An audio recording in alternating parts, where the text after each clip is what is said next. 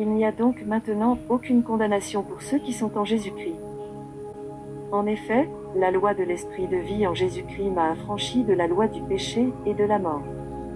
Car chose impossible à la loi, parce que la chair la rendait sans force, Dieu a condamné le péché dans la chair, en envoyant, à cause du péché, son propre Fils dans une chair semblable à celle du péché, et cela afin que la justice de la loi fût accomplie en nous, qui marchons, non selon la chair, mais selon l'Esprit.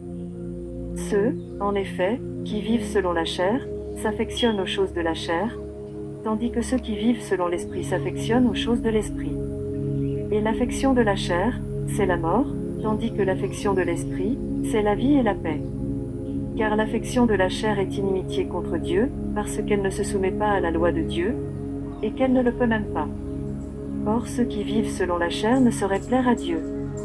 Pour vous, vous ne vivez pas selon la chair, mais selon l'Esprit, si du moins l'Esprit de Dieu habite en vous.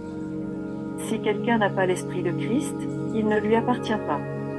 Et si Christ est en vous, le corps, il est vrai, est mort à cause du péché, mais l'Esprit est vie à cause de la justice.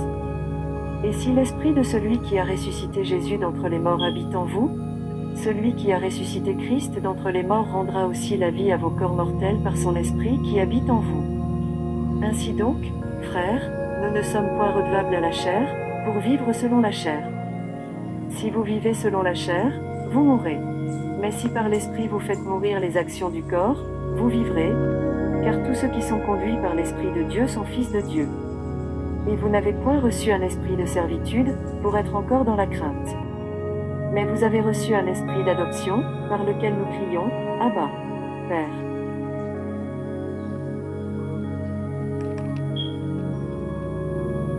L'Esprit lui-même rend témoignage à notre esprit que nous sommes enfants de Dieu.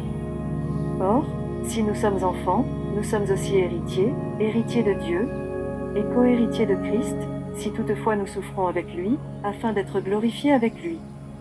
J'estime que les souffrances du temps présent ne sauraient être comparées à la gloire à venir qui sera révélée pour nous. Aussi la création attend-elle avec un ardent désir la révélation des fils de Dieu. Car la création a été soumise à la vanité, non de son gré, mais à cause de celui qui l'y a soumise, avec l'espérance qu'elle aussi sera affranchie de la servitude de la corruption, pour avoir part à la liberté de la gloire des enfants de Dieu. Or, nous savons que, jusqu'à ce jour, la création tout entière soupire et souffre les douleurs de l'enfantement. Et ce n'est pas elle seulement, mais nous aussi, qui avons les prémices de l'Esprit, nous aussi nous soupirons en nous-mêmes, en attendant l'adoption, la rédemption de notre corps. Car c'est en espérance que nous sommes sauvés. Or, l'espérance qu'on voit n'est plus espérance. Ce qu'on voit, peut-on l'espérer encore? Mais si nous espérons ce que nous ne voyons pas, nous l'attendons avec persévérance. De même aussi l'Esprit nous aide dans notre faiblesse, car nous ne savons pas ce qu'il nous convient de demander dans nos prières. Mais l'Esprit lui-même intercède par des soupirs inexprimables.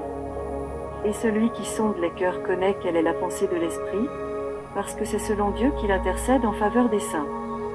Nous savons, du reste, que toute chose concourt au bien de ceux qui aiment Dieu, de ceux qui sont appelés selon son dessein. Car ceux qu'il a connus d'avance, il les a aussi prédestinés à être semblables à l'image de son Fils, afin que son Fils fût le premier-né entre plusieurs frères. Et ceux qu'il a prédestinés, il les a aussi appelés. Et ceux qu'il a appelés, il les a aussi justifiés. Et ceux qu'il a justifiés, il les a aussi glorifiés. Que dirons-nous donc à l'égard de ces choses? Si Dieu est pour nous, qui sera contre nous? Lui, qui n'a point épargné son propre Fils, mais qui l'a livré pour nous tous, comment ne nous donnera-t-il pas aussi toutes choses avec lui? Qui accusera les élus de Dieu? C'est Dieu qui justifie. Qui les condamnera? Christ est mort. Bien plus, il est ressuscité, il est à la droite de Dieu, et il intercède pour nous. Qui nous séparera de l'amour de Christ? Sera-ce la tribulation, ou l'angoisse, ou la persécution, ou la faim, ou la nudité, ou le péril, ou l'épée? Selon qu'il est écrit, c'est à cause de toi qu'on nous met à mort tout le jour, qu'on nous regarde comme des brebis destinées à la boucherie. Mais dans toutes ces choses nous sommes plus que vainqueurs par celui qui nous a aimés. Car j'ai l'assurance que ni la mort ni la vie, ni les anges ni les dominations, ni les choses présentes ni les choses à venir, ni les puissances, ni la hauteur, ni la profondeur, ni aucune autre créature ne pourra nous séparer de l'amour de Dieu, manifesté en Jésus-Christ notre Seigneur.